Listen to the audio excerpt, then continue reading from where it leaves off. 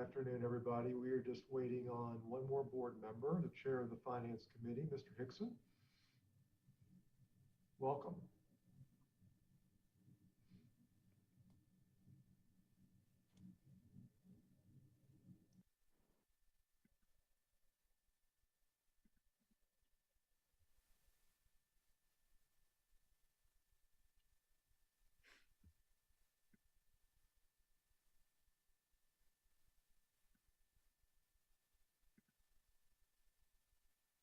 Is.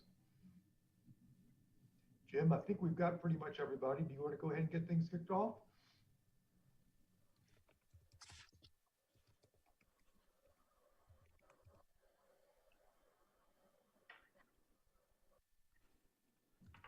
Go ahead, sir.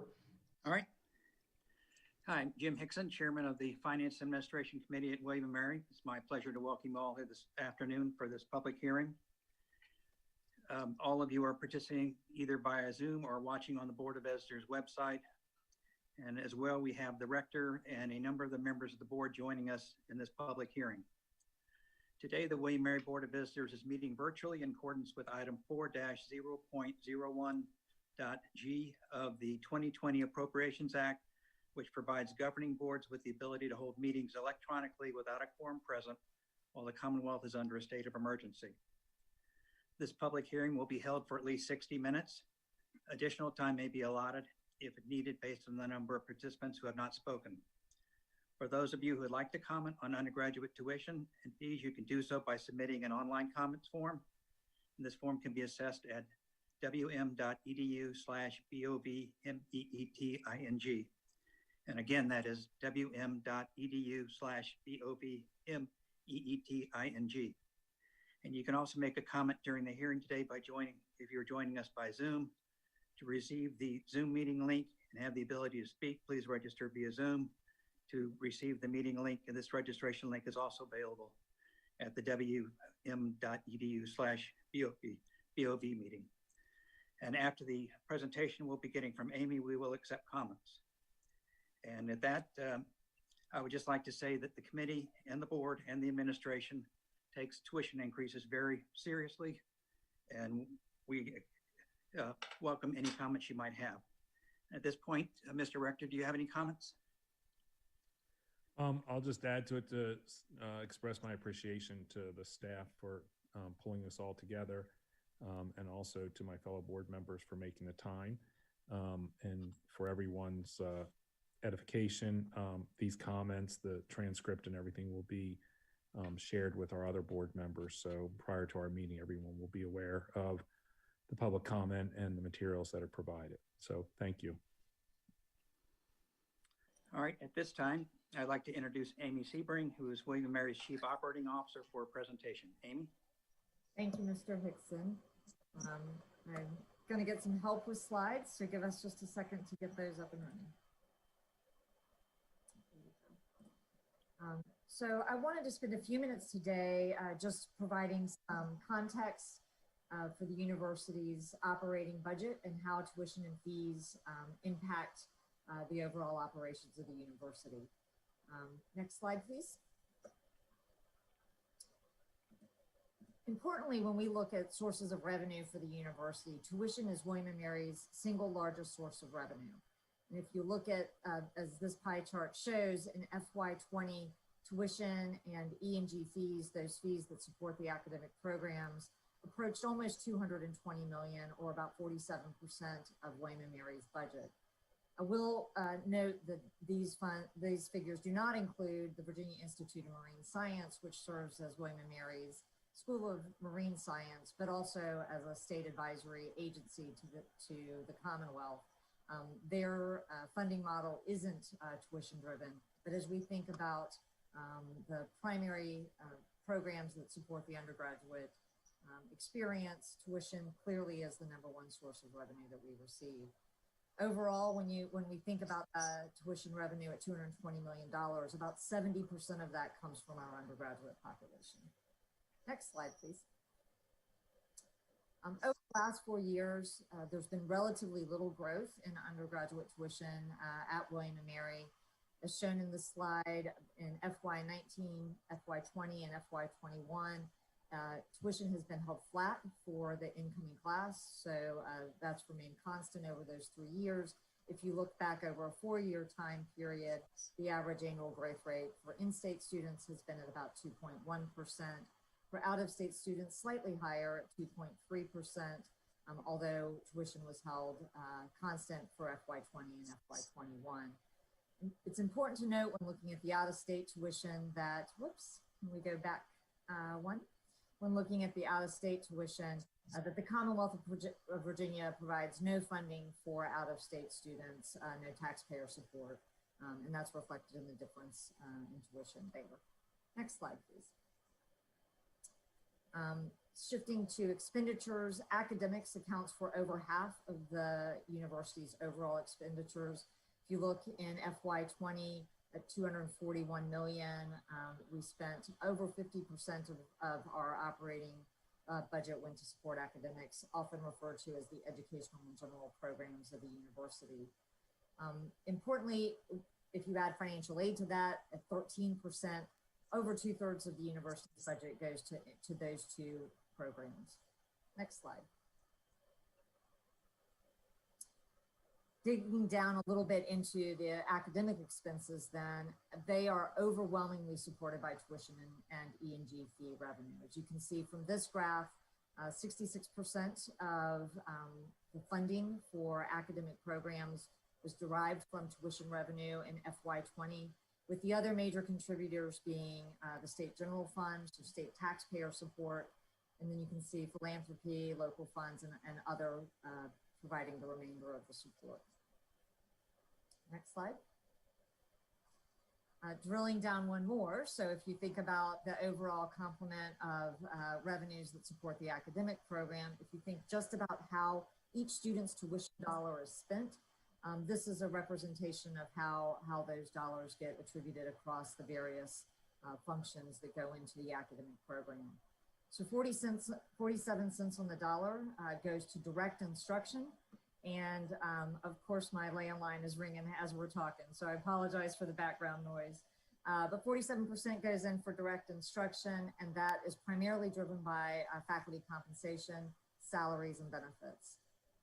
Moving clockwise around that dollar, you'll see we actually take about 17% of our tuition revenue and repurpose that for need-based financial aid, recognizing that some of our students can't fully cover the out-of-pocket costs and want to make need-based aid available to them. 13 cents or 13% of those tuition expenditures are spent on academic support, and that goes to support things like libraries, academic technologies, deans, and the academic administration that supports the schools and the overall programs. Down at the bottom of the dollar, you'll see 4 cents going to support student services related to the academic program. That's things like the registrar, which is really essential to tracking those credit hours and making sure that we're able to confer the degrees that our students are seeking, career services, financial aid, and other support services. 8 cents goes to support the functioning of our academic buildings, paying for the lights, utilities, housekeeping, waste removal, and actually police, so security goes into that category as well. And then finally, 11 cents on the dollar goes to support all of the back office and operations, often referred to as institutional support, things like HR, finance, and IT. Next slide, please.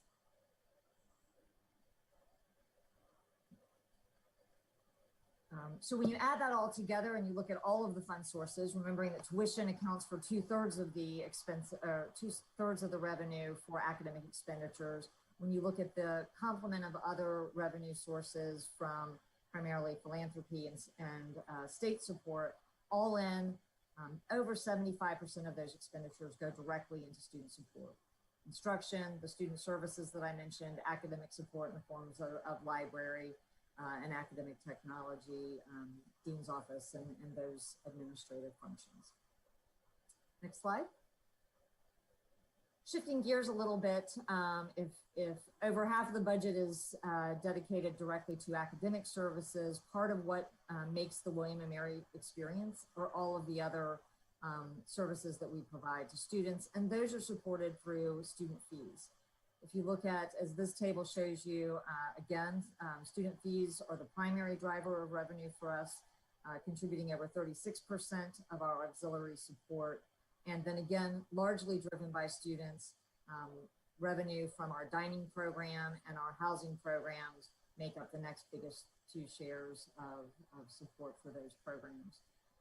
The remaining other revenue sources comes from a variety of revenue generating activities that you find on campus, and can be everything from ticket sales on game day to sponsorships, parking subscriptions that faculty, staff, and students participate in, and buying parking passes. Those kinds of things all roll up into that additional 20%.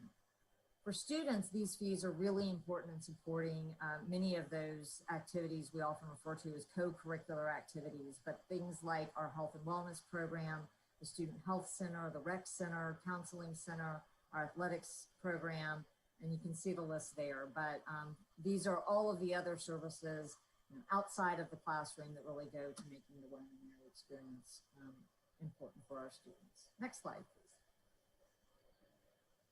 So how are tuition and fees set? In the Commonwealth of Virginia, the code very explicitly gives authority to the Board of Visitors to set tuition and fees. And that differs for public institutions in other states. In some states, tuition and fees may be set by the legislature, or it may be set by a governing board that oversees all of the public universities. But in Virginia, each Board of Visitors has the responsibility for setting tuition and fees. And as they do that, each year they are trying to balance a number of factors in working through that.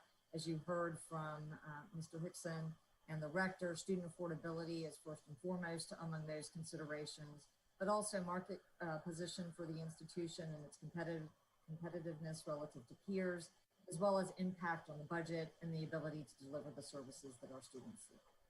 Next slide, please. So that's the general framework in terms of how tuition and fees support the overall functions of the university. I wanted to spend a few minutes talking through the fiscal year 21 budget. The university's fiscal year starts in July 1, so this is the fiscal year that we are currently in. I guess 7 months in can give you a sense of what the FY21 financial picture looks like for the university. Next slide. So at present, we are facing what we're projecting to be about a $40 million shortfall in FY21 as a result largely of the pandemic and the impact that that's had on university operations this year. You can see on this slide what's contributing to that $40 million shortfall.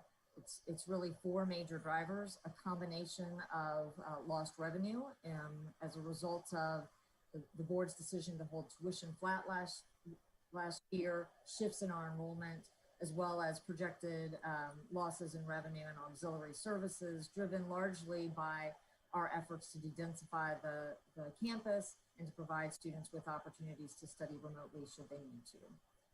In addition to those shifts in revenue, we've also seen an increase in expenditures. 10 million likely will probably come in a little bit low, but we've continued to support a very robust testing program to make changes and modifications to our classroom and outdoor settings so that we can operate effectively in under pandemic conditions. Obviously, the PPE, quarantine and isolation space and things that are specific to how we're managing in the present have all added to the additional expenses that the university is facing this year. Next slide, please. Next slide. Thank you. Back one, please. Thank you. So although we're projecting that shortfall, William & Mary must have a balanced budget. That's required by the Code of Virginia. And so we recognize that revenues have come in lower this year than we had anticipated pre-pandemic, and that expenses have certainly been higher. But we are actively taking actions to close that gap so that we ensure that by June 30th, the end of the fiscal year, we are bringing that into balance. So you can see here the various strategies that we've used or are using to close that gap. We've been very focused on expense reductions university-wide where we can and trying to reduce expenses in some areas out of necessity. Our ability to travel and the safety of travel has obviously been significantly reduced. So there are expenses that we would normally occur in a normal year that we are not seeing this year. But then we've also had to make programmatic changes and recognition of just things that might be nice to do under normal operations. We've deferred some of those expenses this year and or in some cases have eliminated them altogether. We also, in the fall, the university restructured its existing debt to be able to defer some of our annual debt service payments and push those off into future years, recognizing that we needed the cash in this year to make sure that we were able to operate the university effectively. And then gratefully, we've received a combination of about $8.5 million from the state in one-time funds to help us with the pandemic, both in specific relief funds related to COVID expenses, as well as a recognition of the impact of holding tuition flat last year. And then for many of you, you'll remember in the spring of last year, as we started to recognize that the pandemic was likely going to last for some time, we really clamped down on expenditures pretty quickly and said every dollar we can save last year would be money that we could put basically in the piggy bank, knowing that we would need to be able to draw on those funds in this year. And so we have about $4.2 million in carry forward funds that we anticipate using to help us close the gap in fiscal 21. Next slide.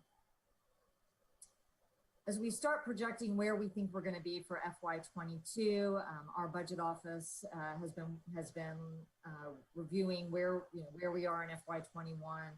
Obviously, we're making modifications, recognizing that FY22, hopefully we will be operating differently than we are under the current pandemic. But even with all of those adjustments, we are going into FY22. Our starting point, we're expecting about a $2.3 million shortfall. And that's through a combination of things. Again, some of the issues that we faced this year, we were able to come up with one-time fixes to help close the gap, but we have about a $7 million ongoing structural issue in our base budget that we know we're going to have to contend with in FY22. In addition, we are projecting that we could need up to $2 million in additional need-based financial aid. And so that will be a new expense for us or an additional expense for us in FY22. And currently, as we look at the 2021 General Assembly session, they have slated potentially to include a one-time bonus for faculty and staff, as well as an increase in health insurance premium. And when the state mandates changes in employee compensation or benefits, the university ends up, we're required to cover those costs as part of our budget. The General Assembly, the Commonwealth of Virginia provides us some funding for faculty and staff that support the educational programs. About 25% of those costs are covered by the state, but the university bears responsibility for 75% of those costs, and then full cost for anybody that supports our auxiliary programs. And all of this, as we look at FY22, at this point assumes new initiatives or investment in university programs or infrastructure. Next slide, please. One of the questions, or actually a couple of questions that I am repeatedly getting as we start to think about how we close the gap for FY21 and then what lies ahead in FY22 is what about the recent bond sales? So I mentioned previously that we had restructured some of our existing debt back in the fall. We also issued new debt. We sold about $70 million in general revenue bonds to provide us with some flexibility as we continue to navigate through the pandemic. Those bonds, however, were sold really with two purposes. One, as a backstop, if we were to face a worst case scenario. You've seen we're at a $40 million current projected loss for FY21. We feel comfortable that we'll be able to navigate and to close that gap. But if for some reason the public health conditions were to deteriorate and we were having to go back to operating fully remotely, if if we had to really go back to a position as we were last spring, that $40 million shortfall could increase to as much as $100 million. And so part of the rationale as the board authorized the sale of those general revenue bonds was to make sure that there was sufficient cash flow if we hit a worst case scenario, that we could at least stem the tide as we continue to move through the pandemic. More optimistically, I think we are all anticipating that we will be able to continue to persevere under pandemic conditions. And that $70 million, and importantly for us, becomes seed money for strategic investments that will really position the university as we go into the next decade. Because that is debt, that debt will have debt service associated with it over the next 30 years. And so it's important for us to make strategic investments and to use those dollars in a way that they're generating a return on investment for the university, either in that they're reducing the overall cost structure to the university, or that we're generating new revenue so that we're able to cover that debt service going forward. It was never the intention that those dollars be used to cover base operating costs or to address any structural budget issues or budget deficits within our operating budget. The other question that I get, again, good news, we had a very, very successful $1 billion campaign. And so I often will get the question, well, why aren't we using some of that $1 billion to deal with our budget issues, both in FY21 and as we go forward? It's important to understand that campaigns accomplish a number of objectives, one of which is to create endowments that will provide long-term income for the university over time. But for this campaign, that $1 billion that we have raised, over 90% of that was raised for restricted purposes. So those dollars are going to provide important scholarships for students as we go forward, professorships, construction and renovation of facilities, but they aren't dollars that are free to use to deal with an operating deficit or to really cover base operations going forward. We do each year include, and part of the $1 billion is an annual fundraising target that does support a small portion of our operations, but that's already baked into the base. And in fact, those dollars are spent in the year that they're raised. Next slide, please. So looking ahead, key decision points of the FY22 budget will be driven very much by the board's decision around tuition and fees. As our biggest source of revenue, the board's decision around that will help set the parameters for the FY22 budget. In addition, General Assembly actions will drive both potentially some of our revenue options as well as expenditures. As I mentioned, to the extent that they mandate personnel actions, that will require some incremental expenses on our part. There may be other expenses that are driven through the state budget actions that we'll need to follow and build into our FY22 budget. We continue to watch changes in enrollment. Shifts in in-state, out-of-state mix also have an impact for us in terms of our overall budget picture. And so that will be a key decision point as we roll into the spring. Obviously, prioritization of any new spending, if there are new initiatives that the board or the administration think are important to meet the needs of our students. And then also as part of our ongoing budget activities, every year we go back to each of our units on campus, each of the schools and business areas, and ask them to reprioritize existing dollars and make sure that they're reallocating existing resources in ways that support the highest priorities of the university. Next slide.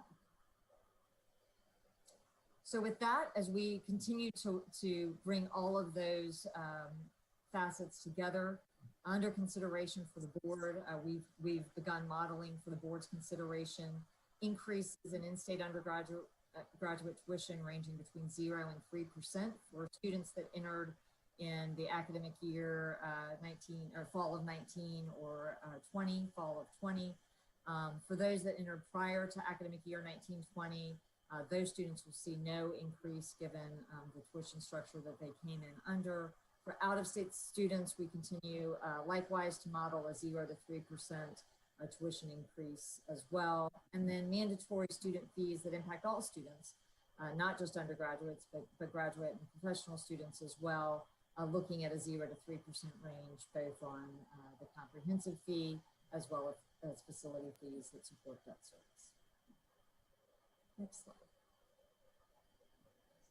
So upcoming dates as we think about the spring, currently the 2021 General Assembly is set to adjourn on February 11th. We hope that by that date we'll have an understanding of what's included in the proposed budget for the state for fiscal year 22. There are some indications that they may need to go longer into a special session specific to the budget, but at least for now, we're optimistic that they'll hit the February 11th mark. February 26th, the board is slated to take action on tuition and fees as part of their regular board meeting. And then at the April board meeting, again, the board will take action on the fiscal 22 budget, which will begin July 1st. Next slide. I think that's our last one coming up. Mr. Chairman, I turn it back to you. Happy to answer questions if there are any. All right, thank you, Amy. As you can see, it's been a difficult year, but Amy and her staff, as well as the whole university, has really pulled together to try to keep an eye on expenses and make sure that we have a balanced budget. And we have guidelines for this public hearing. Speakers will be limited to 3 minutes to allow everyone to participate. The questions need to be limited to comments on the proposed tuition increase in fees and their intended uses. And if you'd like to make a comment, please raise your virtual hand in Zoom, and people will be called upon in the order in which they raise their hand. And once selected, the host will request that you unmute yourself to speak.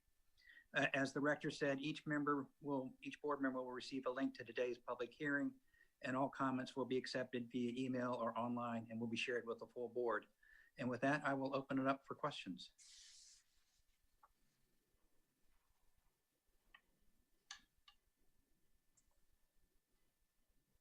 Mr. Hickson, there currently aren't any questions at this time. Well, that is about what normally happens at these public hearings, so.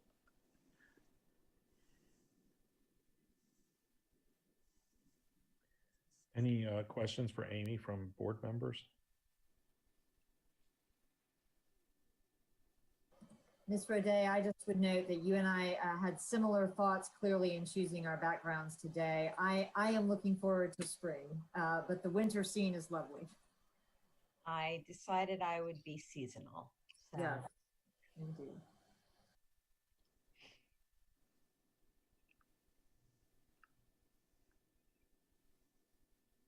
Well, we have committed to a 1 hour time, so I'm not sure how we're going to, we'll keep it open in case somebody wants to join us later with a question.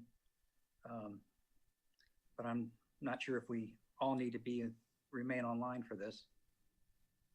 Yeah, you need to be on till 5, at least 5, which is what we Right. advertise and notice the meeting for.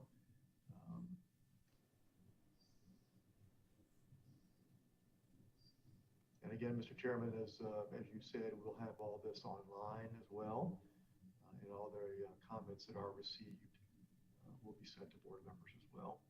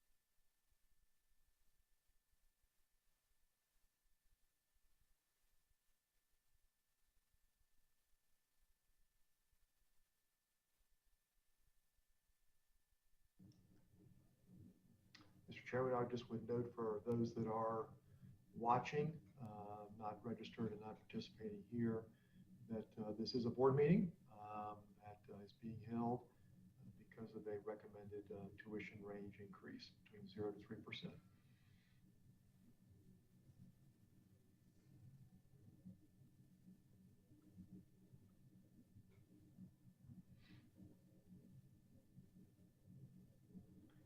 Ms. Sebring, I wonder if maybe you and Ms. Walton could put up the slide that indicates where the dollar slide that indicates where the funds actually go. It might be helpful to put that up again for people who are viewing but not here registered or participating. I think, Jessica, I moved slides around on you, so I think it might be slide 4 or 5, maybe. It's the dollar sign, correct? The Okay, dollar. dollar, yeah. All right, I'll get that up.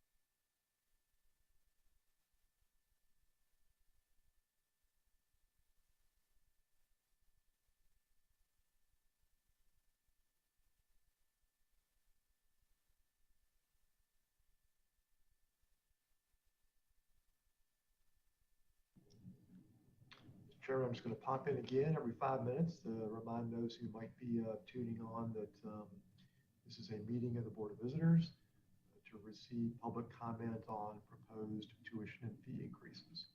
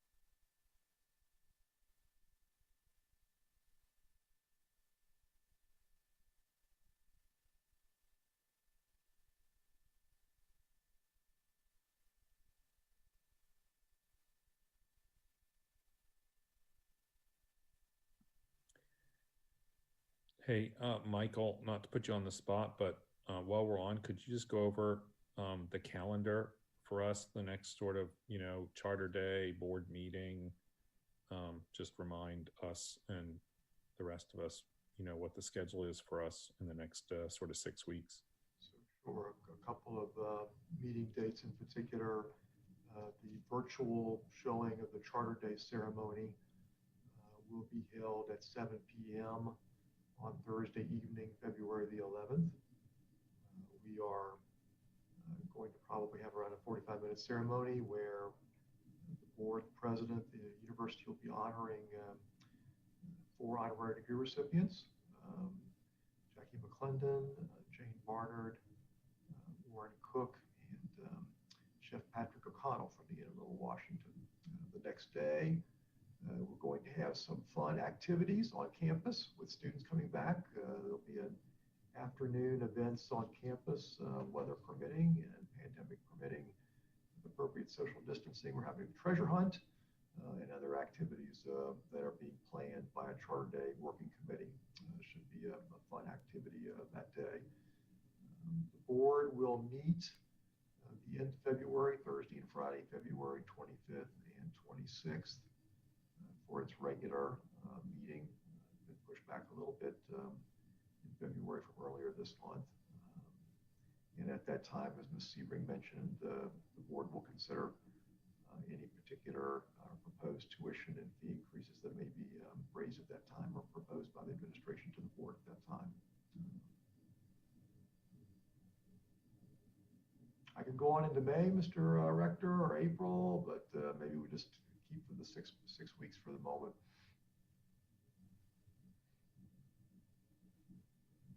And again, for those that are just joining us, this is a meeting of the William & Mary Board of Visitors to receive public comment on proposed range of tuition and fee increases. Mr. Fox, you did not mention Saturday, February 13th, the events that day as well are virtual, correct? The alumni medallion ceremony, yes, indeed. A very special moment for, I think, 4 people who are being honored, and that will be shown virtually that morning, Saturday the 13th.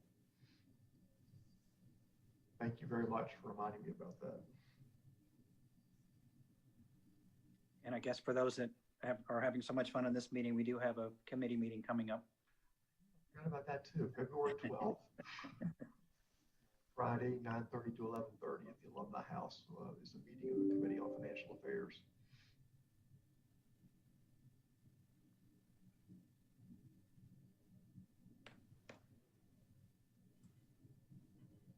There's also a Richard Bland committee meeting, a virtual Richard Bland committee meeting on February 23rd from, let's see, from 9 to 11 a.m.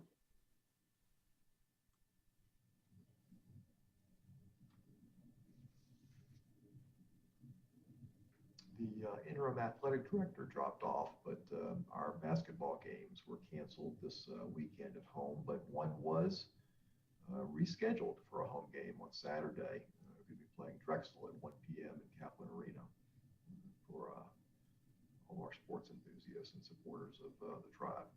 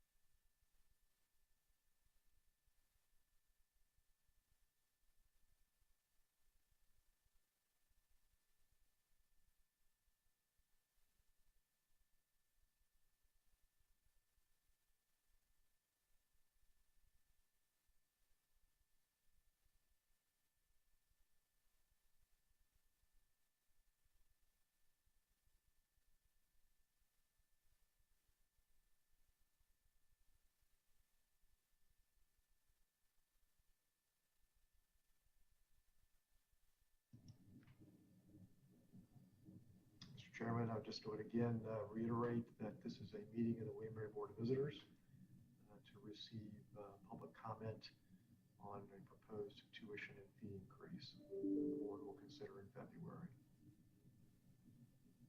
Our erstwhile Chief Communications Officer also suggested that I remind everyone who may be viewing that next Tuesday, the 26th, I believe, is a community conversation that President Rowe will be having with Dr. Tony Fauci. It's a big coup for William Mary to be able to host Dr. Fauci and for President Rowe to interview him. And I know there'll be a lot of people tuning in for that. Information on the board website and also on the William Mary website if you'd like to participate and join in.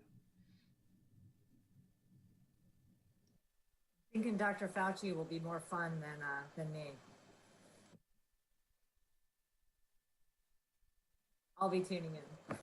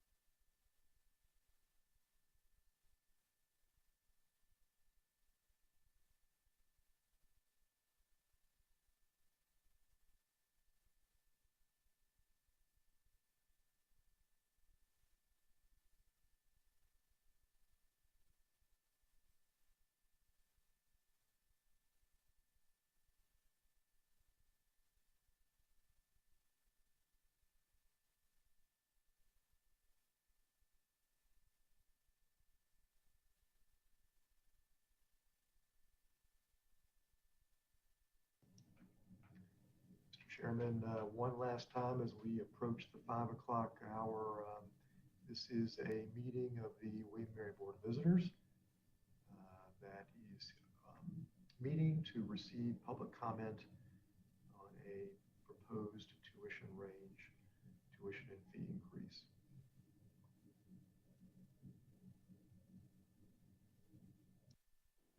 It's a very quiet meeting of the board.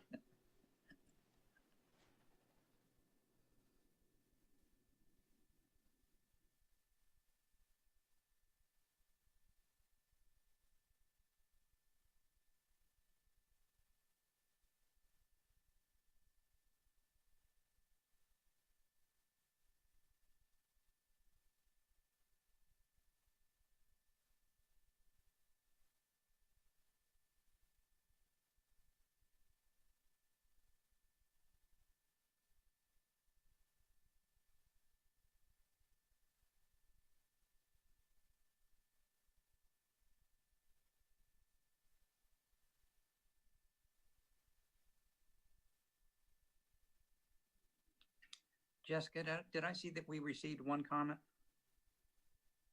that came in during the day? Yes, sir, we did. Well, maybe, can you share that comment with us so we'll know what they had to say? Yes, let me pull that up. Hold on one moment.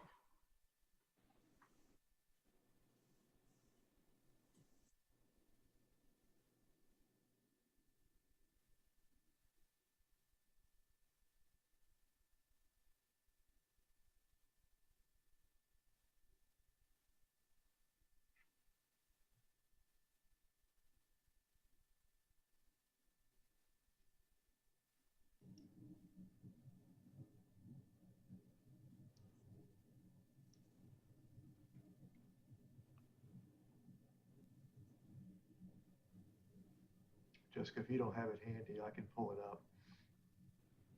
And of course, it will be shared with members of the board, as will all comments that are received between now and the board meeting. This is from a gentleman named Richard Harris. And his comment, what disclosure of school finances will show the justification of this increase? Is there substantial data that can be disclosed to justify this increase? With the preponderance of student learning last year being held online, what has caused the increase in costs, not just for tuition for undergraduates, but also mandatory fees? All right. Well, hopefully you saw the presentation.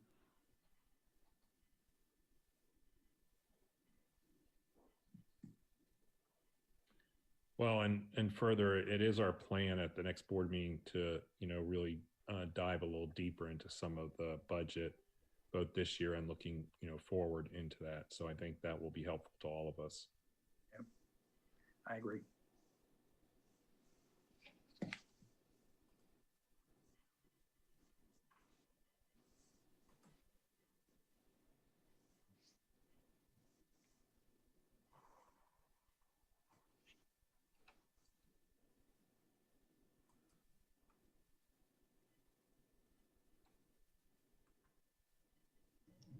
I would note it's nice to see Tom Ward, who is the faculty rep to the Board of Visitors.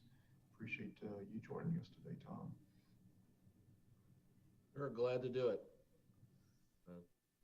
I imagine that this is pretty standard in terms of the number of participants. Has been It said. is.